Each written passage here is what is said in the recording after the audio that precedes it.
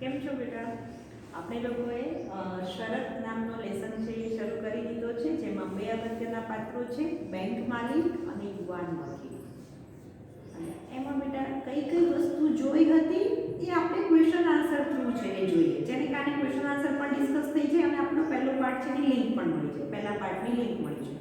Okay, તો એની અંદર છે કઈ ઋતુની વાત હતી? પાંખા ઋતુની વાત હતી. બેંક માલિક કેવો હતો કે સૌથી વધારે પૈસાદાર અને યુવાન હતો. વકીલ માત્ર યુવાન છે, પણ સૌથી વધારે યુવાન અને પૈસાદાર છે. સૌથી નાનો અને યુવાન વકીલ છે. ઓકે, કોણે મિજબાની આપી હતી બેટા? બેંક માલિકે મિજબાની આપી હતી. એમાં કેવા કેવા લોકો ઉપસ્થિત રહ્યા હતા? તો એમાં બુદ્ધિજીવી લોકો છે એ ઉપસ્થિત રહ્યા હતા. નેક્સ્ટ, મિજબાનીમાં શેની વાત થતી હતી? તો કે સજાની વાત થઈ, એમાંથી મૃત્યુદંડની આજીવન કેદની વાત છે એ થતી હતી. તો બેંક માલિક છે એ મૃત્યુદંડને સારી સજા ગણાવી હતી. અને યુવાને પોતાનો કયો અભિપ્રાય આપ્યો હતો? અભિપ્રાય આપ્યો હતો કે બંને સજા અમાનુષીય છે, પણ મને જો પૂછવામાં આવે બેમાંથી એક સજા પસંદ કરવાનું કહેવામાં આવે તો હું છે એ આજીવન કેદ પસંદ કરું. કેમ? તો કે બિલકુલ મરી જવા કરતા તો કોઈ પણ રીતે જીવવું એ વધુ સારું છે. તો બેંક માલિકના દ્રષ્ટિએ છે એ આજીવન કેદ વધારે ખરાબ છે. કેમ? તો કે એકાંતવાસમાં કોઈ માણસ 5 વર્ષ બી ન રહી શકે એવું એ માને છે. ત્યારે યુવાન વકીલ છે એને 5 શું કેટલા વર્ષ રહેવાની ના પડે છે? 15 વર્ષ. શરતને અંતે કોણે કેટલું જોખમ ઉઠાવ્યું? તો શરતને અંતે છે એ બેંક માલિકે 20 લાખનું અને યુવાન વકીલે 15 વર્ષની પોતાના જીવનની સ્વતંત્રતાનું જોખમ ઉઠાવ્યું.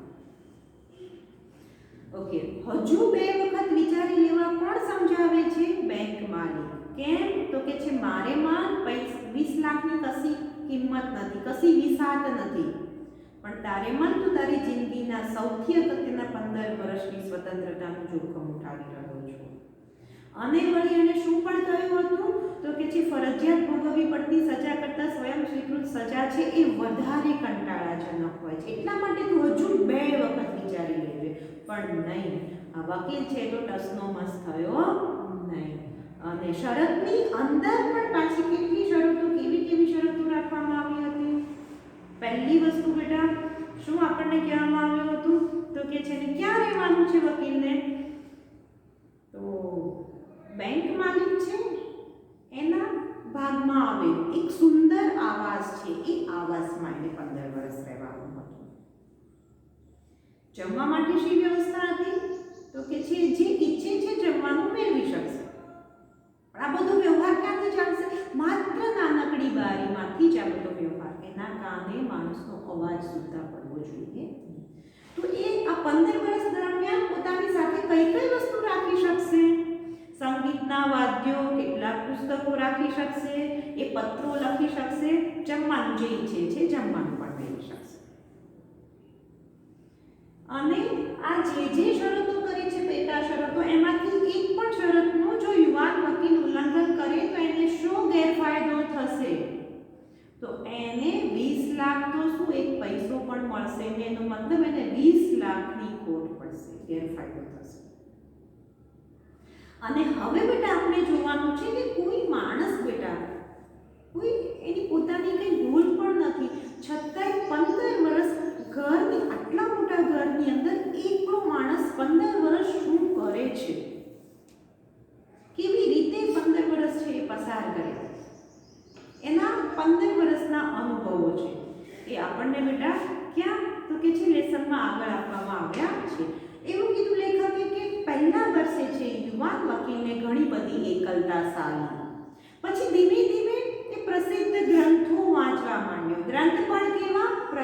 પ્રસિદ્ધ ગ્રંથો એણે વાંચ્યા. સંગીતની મોજ માણી, કલાકો સુધી છે એણે લખ્યા કર્યો. 5 વર્ષ પૂરા થયા. 5 વર્ષ દરમિયાન બેટા યુવાન વકીલે શું કર્યું? કે શરૂઆતમાં એકલતા લાગી, પછી એણે ખૂબ પ્રસિદ્ધ એવા પુસ્તકો વાંચ્યા, સંગીતની મોજ માણી, કલાકો સુધી લખ્યા કર્યું. આવી રીતે એણે 5 વર્ષ પસાર કર્યા. આ પ્રશ્ન બેટા 15 વર્ષ કેવી રીતે પૂરા કર્યા એ પ્રશ્ન છે તમને સ્ટાર વાળો નથી, પણ આપણે તો બેટા 12th સ્ટાન્ડર્ડના બોર્ડના સ્ટુડન્ટ છીએ, ક્યારે પણ કોઈ બી ક્વેશ્ચન પૂછાઈ શકે તો આપણને આવડવું જોઈએ. એટલા માટે હું સ્ટેપ બાય સ્ટેપ બધી જ વસ્તુ ખૂબ સારી રીતે સમજાવવાનો પ્રયત્ન કરું છું. 5 વર્ષ પૂરા થઈ ગયા છે. ઓકે, નેક્સ્ટ કે છે કે છઠ્ઠા વર્ષે જુદી જુદી ભાષાઓ, તત્વજ્ઞાન અને ઇતિહાસ વાંચો. છઠ્ઠું વર્ષ કેવી રીતે પસાર કર્યું? જુદી જુદી ભાષાઓ એને શીખી, તત્વજ્ઞાન, ઇતિહાસને લગતા કેટલા બધા પુસ્તકો વાંચ્યા. છઠ્ઠું વર્ષ પસાર થઈ ગયું. 5 વર્ષ પસાર થઈ ગયા હતા પ્લસ છઠ્ઠું એટલે 1 વર્ષ પસાર થઈ ગયું. પછી લેખક કે છે એને 4 વર્ષ શું કર્યું? પછીના 4 વર્ષ 600 જેટલા મોટા પુસ્તકો વાંચ્યા. ઈશ્વરના અસ્તિત્વને લગતા શાસ્ત્રો, ધર્મના ઇતિહાસને લગતા પુસ્તકો એણે વાંચ્યા.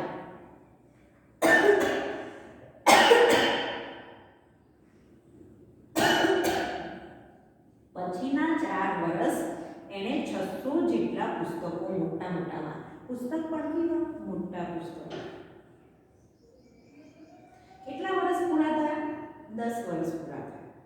કેટલા વર્ષ પૂરા થયા બેટા? 10 વર્ષ. ફરી સમજાવું છું, ધ્યાનથી સાંભળજો કે એણે પોતાના 15 વર્ષ કેવી રીતે પસાર કર્યા. તો કે પહેલું વર્ષ એને એકલતા સારી, પણ પછીના વર્ષે એણે શું કર્યું? તો કે જે પ્રસિદ્ધ ગ્રંથો વાંચ્યા, સંગીતની મોજ માણી, કલાકો સુધી લખ્યા કરવું, એટલે 5 વર્ષ પૂરા થઈ ગયા.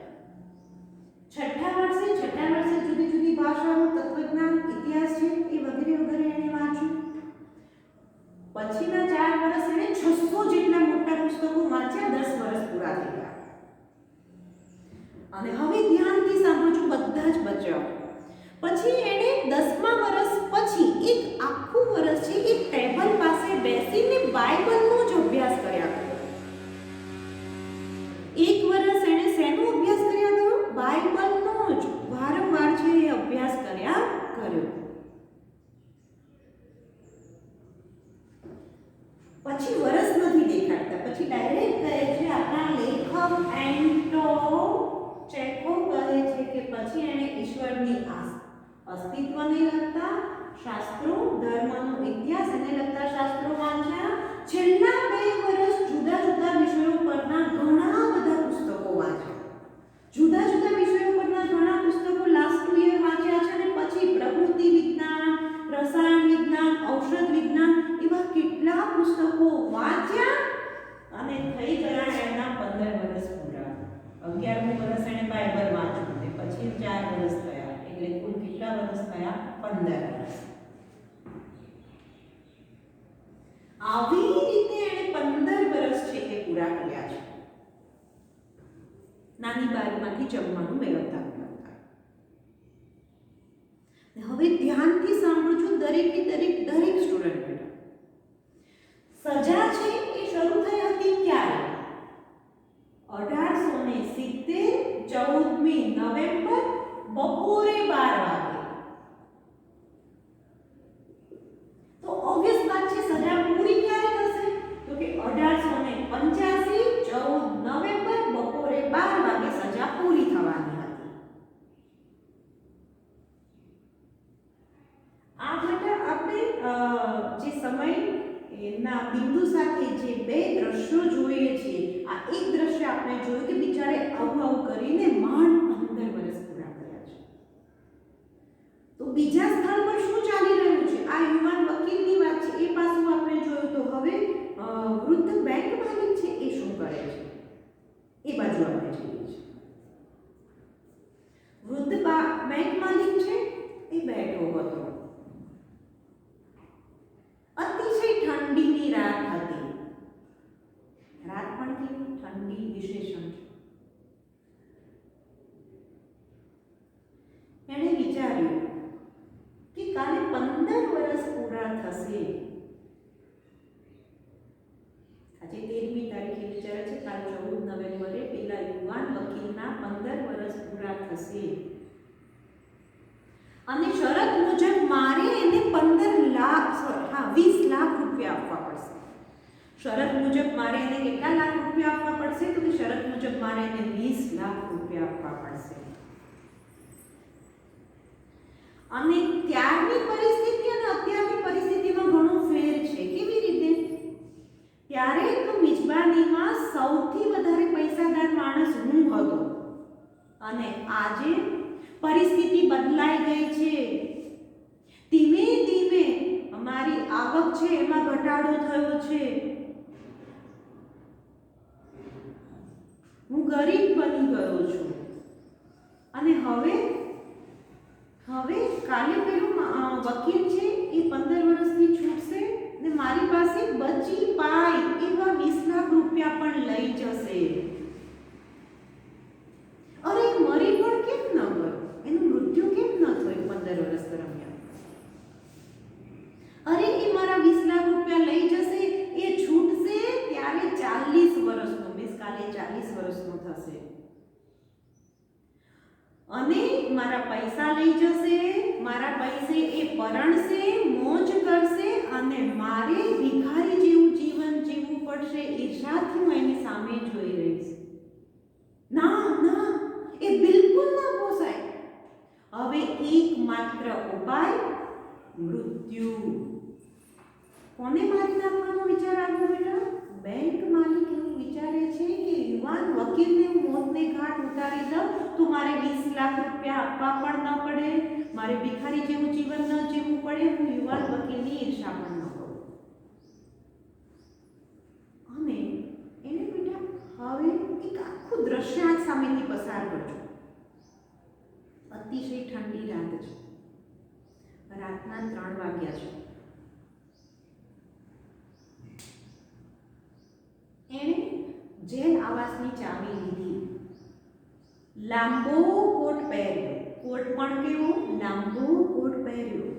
બેંક માલિકે ચાવી લઈ ને ચાલવા માંડ્યો. કઈ તરફ? જ્યાં યુવાન વકીલને કેદમાં મૂકવામાં. રાત્રે 3 વાગે ઠંડીમાં લાંબો કોટ પહેરી. ઈરાદો શું છે આપણે જાણીએ છીએ, શું કામ થાય છે. એ ત્યાં ગયો તો એને સૌથી પહેલા તો પેલો ચોકીદાર છે એ દેખાયો નહીં. યસ, એણે હવામાનથી બચવા માટે કોઈ અન્ય સ્થળે જતો રહ્યો હતો અને એ ઊંઘમાં હતો. શા માટે દૂર જતો રહ્યો? તો જસ્ટ બેટા જો ધ્યાનથી સમજો. આ જેલ છે, સમજો કે આવાસ છે. હવે એને અહીંયા ચેર લઈને બેસવાનું હોય, પણ અહીંયા પવન બહુ આવતો હશે તો પવનની ડાયરેક્શન પ્રમાણે એ આ બાજુ ક્યાંક દિવાલની પેલી બાજુ જઈ અને સૂઈ ગયો હશે ને ઘસઘસાટ ઊંઘમાં છે. ને હવે જો બેટા માણસની પ્રકૃતિ કેટલી ખરાબ હોય છે. એણે એવું વિચાર્યું કે જો હું મારા ધાર્યા પ્રમાણે કરીશ તો લોકોને સૌથી પહેલી શંકા ચોકીદાર પર પડશે. તો પોતે આનું ખૂન કરવાનું અને ઇલ્ઝામ કોના ઉપર નાખવાનો વિચાર છે? ચોકીદાર. એણે બહાર જોયું, પેલો તો સૂઈ ગયો છે. ધીમે ધીમે એ નજીક આવ્યો. એ નાનકડી બારીમાંથી એણે જોયું. વૃદ્ધ બેંક માલિકે નાનકડી બારીમાંથી જોયું તો એને કયું દ્રશ્ય જોવા મળ્યું? 2 માર્ક્સ. એને જોયું તો વકીલ છે એ ટેબલ પર બેઠો છે. એની પીઠ માત્ર દેખાય છે, મીન્સ બારી પાછળ છે, આવી રીતે ટેબલ છે, આવી રીતે આમ બેઠો છે, એનું મસ્તક આવી રીતે નમેલું છે, એની પીઠ માત્ર દેખાય. રૂમની અંદર મીણબત્તી ચાલતી હતી. ટેબલ ઉપર અને પાથરેલી શેતરંજી ઉપર છે કેટલાક ખુલ્લા પુસ્તકો પડ્યા હતા. ફરી વખત બેટા આપણે જોઈએ છીએ કે એણે કયું દ્રશ્ય જોયું? નાનકડી બારીમાંથી જોયું તો વકીલ છે એ ટેબલ પર બેઠો હતો, નીચું માથું ઝૂકેલું હતું, એના કમરાની અંદર મીણબત્તી ચાલતી હતી. એ ટેબલ પર અને નીચે પાથરેલી શેતરંજી પર ખુલ્લા પુસ્તકો પડ્યા હતા. એ ક્યાંય વાર સુધી ત્યાં એમ જ ઊભો રહ્યો, પણ પેલો વકીલ છે, આમ કાંઈ ફર્યો નહીં, હલનચલન થયું નહીં, હજુ ઊભો રહ્યો. પેલો હલતો ચલતો નથી. એણે બારણાને ટકોરા મારી જોયા.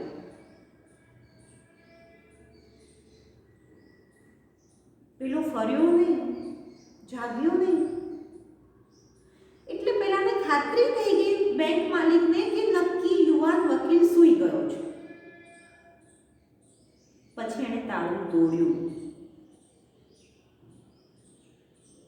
એ અંદર ગયો.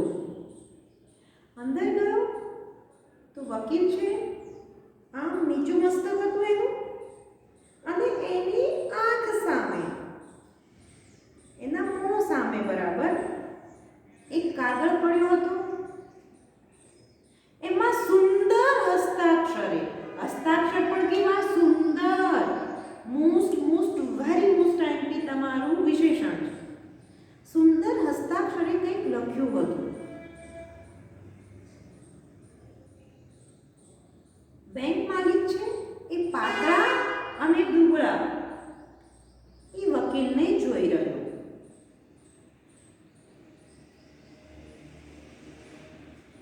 એણે વિચાર્યું કે આ બિચારો ઘસઘસાટ ઊંઘી ગયો છે. કદાચ એ 20 લાખના સ્વપ્નમાં જ ફરતો હશે, વિચરતો હશે, ઊંઘમાં 20 લાખના સપના જોતો હશે. પણ એની માથે ભમતા મોત વિશે એ ક્યાં કંઈ જાણે છે? આવું એ મનમાં બોલે છે બેંક માલિક. પણ લાવતો જરા આ પેલા કાગળમાં એણે પત્રમાં લખ્યું છે શું? વાંચું તો ખરું. આને એક બાજુ છોડી દીધો. પાતળા અને દુબળા. વકીલ કેવો થઈ ગયો હતો 15 વર્ષમાં? પાતળો અને દુબળો થઈ ગયો હતો. પેલા પત્રમાં કેવા અક્ષરે? તો કે છે સુંદર હસ્તાક્ષરે કંઈ લખેલું હતું. એ કાગળ છે નીચેથી ઉઠાવ્યું અને એને વાંચવા માંડ્યું. વકીલે પત્રમાં શું લખ્યું હતું? ધ્યાનથી સાંભળજો. 4 માર્ક્સનો સ્ટાર વગરનો તો વગરનો પણ આન્સર છે આ. યુવાન વકીલે લખ્યું હતું કે આવતીકાલે 14 નવેમ્બર 1885 બરાબર બપોરે 12 વાગે મારી સજા પૂરી થશે. મને મારી સ્વતંત્રતા પાછી મળશે. હું બહાર હરીફરી શકીશ અને લોકો સાથે મળીશ. સૂર્યનો પ્રકાશ જોઈશ. પણ એની પહેલા મારે તમને કંઈક કહેવું છે. તો આ બધી વસ્તુ તો સહજ છે બેટા કે એ બહાર નીકળશે, બધાને હરશે ફરશે મળશે. પણ સૂર્યપ્રકાશ જોતા પહેલા મારે તમને કંઈક કહેવું છે. શું કહેવું છે? તો વકીલની ભાષામાં જ લખ્યું છે કે તમે જેને જગતની સારી વસ્તુ જાણો છો એ વસ્તુને મારે મન કંઈ કિંમત નથી. કહો કે હું એને ત્યજું છું. આપણે જગતની સારી વસ્તુ કોને માનીએ છીએ? પૈસાને. એ 20 લાખ રૂપિયાને હું ત્યજું છું એવું એણે ઇનડાયરેક્ટલી કીધું. પહેલા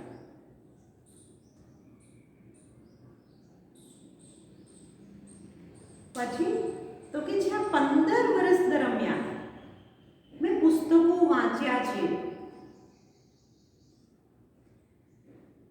અને એમાંથી મને શાણપણ પ્રાપ્ત થયું છે. તમારા પુસ્તકોએ મને શાણપણ આપ્યું છે. કદાચ આજે દુનિયાનો સૌથી શાણો માણસ હું છું.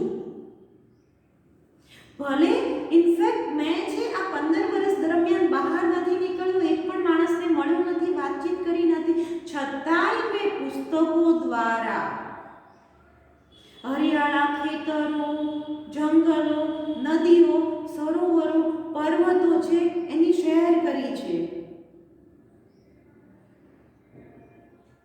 અરે મેં ધર્મના ઉપદેશો આપ્યા છે. અરે મેં અનેક ચમત્કારો પણ સર્જ્યા છે.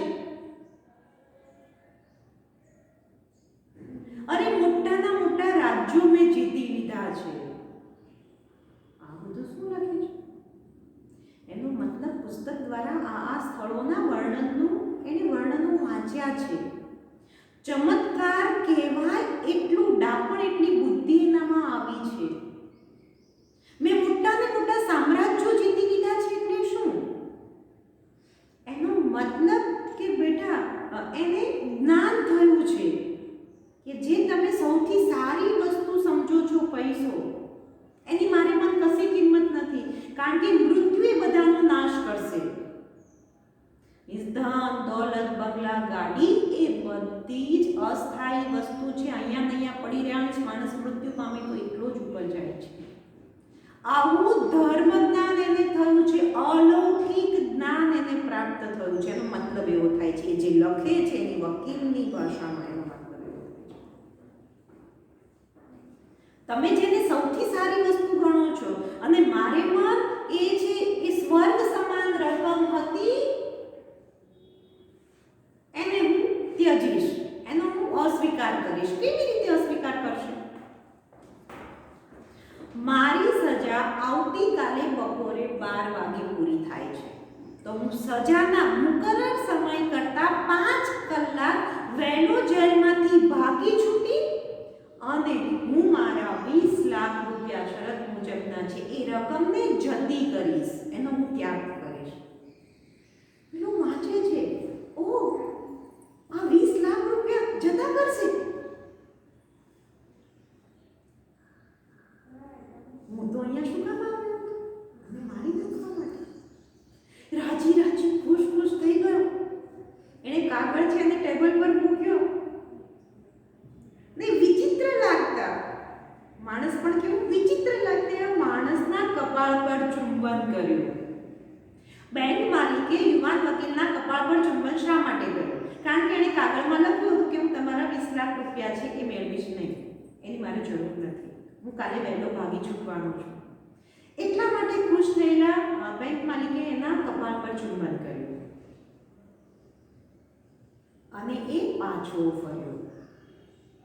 આનું જેને કહેવાય કે મોત કર્યા વગર, મૃત્યુને ઘાટ ઉતાર્યા, એનું ખૂન કર્યા વગર એ પાછો ફરતો હતો. ત્યારે લેખક છે આપણા બેટા એન્ટોવ ચેખોવ કે છે શબ્દો સાંભળો.